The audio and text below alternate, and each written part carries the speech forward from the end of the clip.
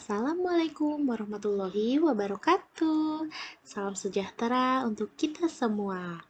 Anak-anak, sudah siap berbagi pengalaman hari ini? Ayo, jangan lupa cuci tangan terlebih dahulu ya, dengan sabun pada air mengalir sebelum dan sesudah memulai kegiatan. Nah, kalau sudah mencuci tangan, mari kita bersiap memulai pembelajaran.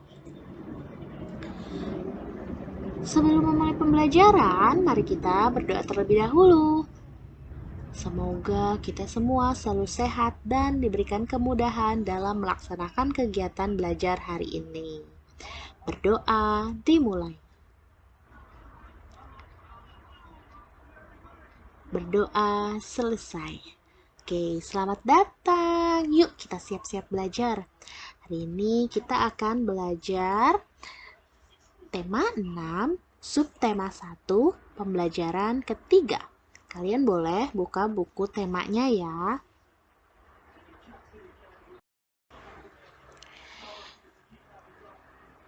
Nah, kita apa sih yang ingin dipelajari hari ini? Oke, kita ingin belajar hari ini adalah manusia dengan lingkungan alam dan pengaruhnya,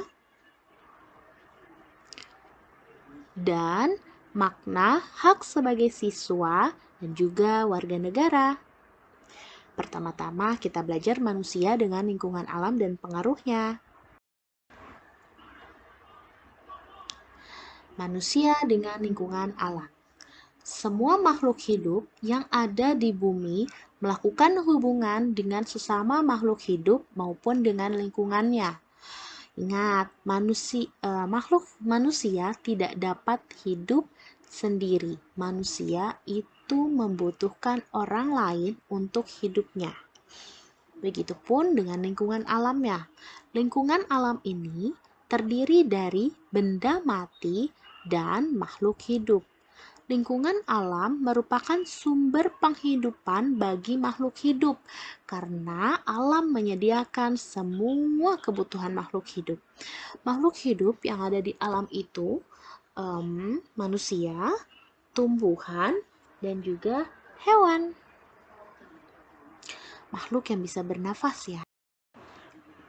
Lalu, apa sih hubungan manusia dengan lingkungan alam? Oke, ada dua ya anak-anak. Pertama ini, hubungan yang membuat manusia harus dapat menyesuaikan diri dengan alam. Bagaimana caranya? Ya, manusia harus mempelajari peristiwa alam yang ada di lingkungannya dong. Contohnya nih, para petani harus menyesuaikan waktu tanam dengan musim hujan agar tanamannya dapat tumbuh dengan baik. Lalu, para nelayan nih memilih waktu untuk berlayar menyesuaikan dengan keadaan cuaca agar terhindar dari bencana dan memperoleh ikan yang banyak. Kalian tahu nggak sih kapan waktu nelayan itu pergi melaut mencari ikan? Ya betul, pada malam hari. Pintar. Oke, sekarang lanjut yang kedua. Yang kedua ini adalah hubungan yang membuat manusia dapat memanfaatkan alam sekitarnya. Manusia boleh loh memanfaatkan alam untuk memenuhi kebutuhan hidupnya dengan menggunakan ilmu pengetahuan dan teknologi. Contohnya nih, untuk menanggulangi akibat kemarau panjang yang menyebabkan menurunnya hasil pertanian, manusia mencoba membuat hujan buatan. Pembuatan hujan buatan ini tentu dengan menggunakan pengetahuan dan teknologi. Selanjutnya kita ada tugas. Tugasnya kalian buka buku tema halaman 27, nomor 1 sampai 5. Kerjakan di buku tulis. Oke, coba kalian buka buku temanya halaman 27.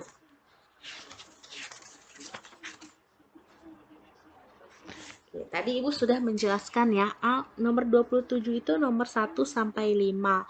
Ada soal yang pertama, apa yang dimaksud lingkungan alam? Tadi sudah Ibu jelaskan apa lingkungan alam itu. Kalau lupa, kalian bisa cek lagi videonya. Lalu yang kedua, apa saja sih interaksi yang terjadi di lingkungan alam? Nah, tadi juga sudah. Terus contoh bentuk interaksinya antara makhluk hidup dan benda mati. Kalian dengarkan kembali. Oke, dikerjakan yang rapi, tulisannya yang rapi. Selanjutnya kita belajar apa tadi? Hak nih. Tahu nggak sih kalian, setiap manusia yang hidup di dalam masyarakat ini mempunyai hak yang dilindungi undang-undang. Nah, salah satu hak warga negara Indonesia adalah mendapatkan pendidikan yang layak. Pendidikan yang layak di Indonesia ini yaitu wajib belajar 12 tahun, yaitu sampai SMA. Nah, apa sih maknanya?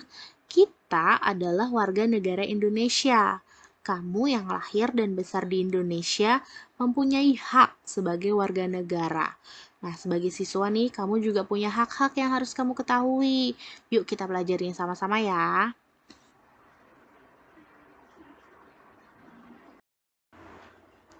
Yang pertama nih, ini tertuang dalam Konvensi Hak-Hak Anak.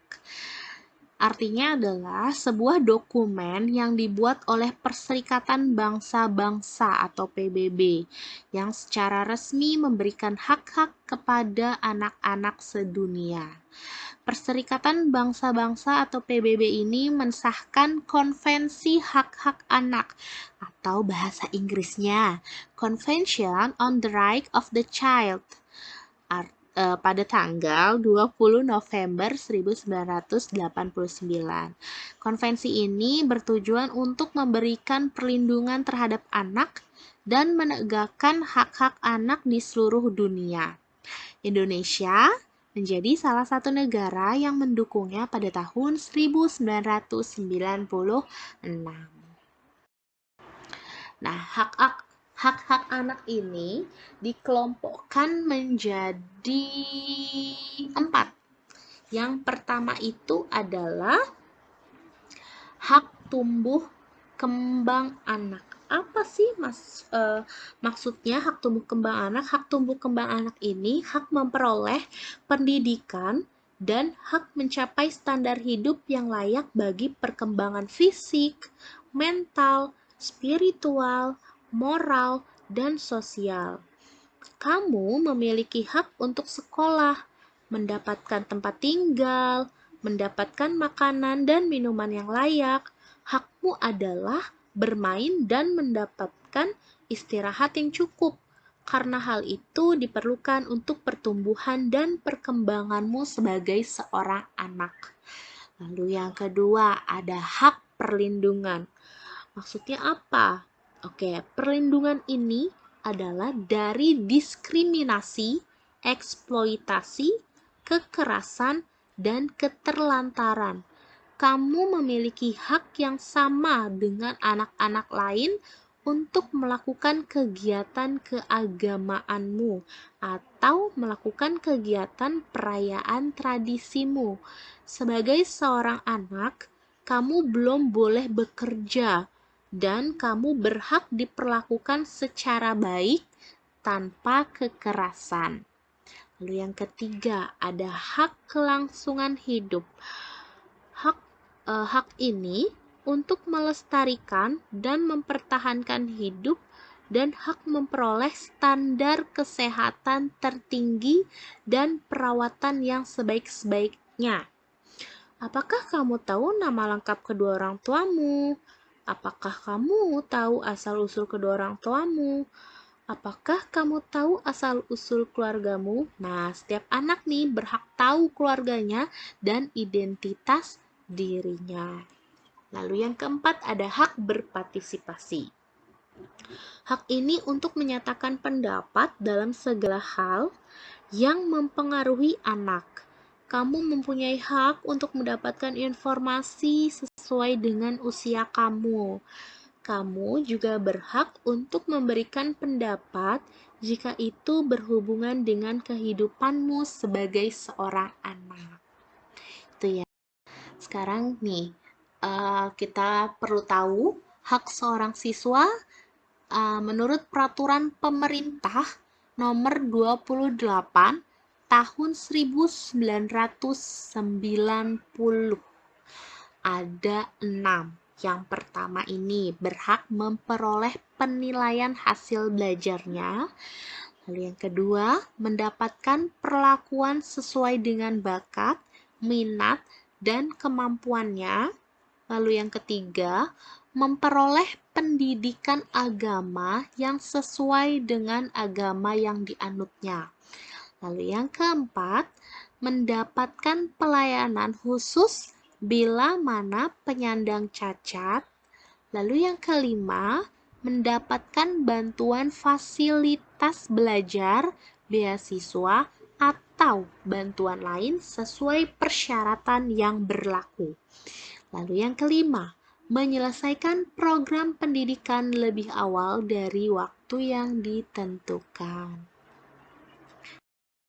Selanjutnya nih, tadi hak sebagai siswa kamu sudah tahu, lalu konvensi hak-hak anak juga kamu sudah tahu. Sekarang kita belajar ke hak sebagai warga negara.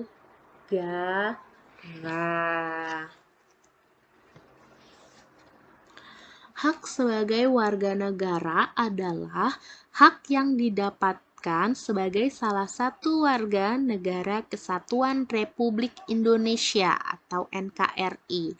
Oleh karena itu, hak warga negara ini dilindungi oleh pemerintah. Ada 4 ya. Yang pertama, itu hak untuk berpendapat di depan orang banyak. Ya, nih kita berhak nih untuk berpendapat di depan orang banyak. Lalu yang kedua, hak untuk mendapatkan fasilitas umum. Yang ketiga, ada hak menganut agama dan melaksanakan ibadah. Lalu yang keempat, hak untuk memperoleh pendidikan. Oke, sekarang kita ke lembar kerja. Lembar kerjanya yaitu mengidentifikasi hak sebagai siswa di sekolah. Ini kalian diskusikan bersama orang tuamu di rumah atau orang dewasa yang berada di rumah. Ibu punya 5 hak-hak sebagai siswa di sekolah. Yang pertama ada hak mengikuti pelajaran dan mendapatkan pengajaran di sekolah. Lalu yang kedua ada hak membaca dan meminjam buku yang ada di perpustakaan. Yang ketiga, ada hak menggunakan semua fasilitas yang ada di sekolah sesuai dengan ketentuan dan peraturan yang berlaku. Yang keempat, ada hak mendapatkan piagam dan penghargaan atas prestasi yang diperoleh. Lalu yang kelima, ada hak mendapatkan bimbingan atas masalah yang dialami, seperti kesulitan memahami pelajaran dengan bimbingan khusus. Lalu pertanyaannya ada 4. Kalian boleh screenshot terlebih dahulu atau difoto. 1, 2, 3, cekrek. Kalau sudah, kerjakan pertanyaannya 1-4 sesuai dengan hak-hak yang ada di layar. Apakah kamu setuju dengan hak yang Ibu sebutkan tadi? Terus apa sih manfaat hak-hak itu? Oke, kamu tulis di buku tulisnya. Terima kasih. Jangan lupa kumpulkan tugasmu dengan mengirim foto jawaban dan aktivitas saat melakukan tugas atau mengerjakan tugasnya ya. Stay safe and healthy, kiddos. Love you. Bye-bye.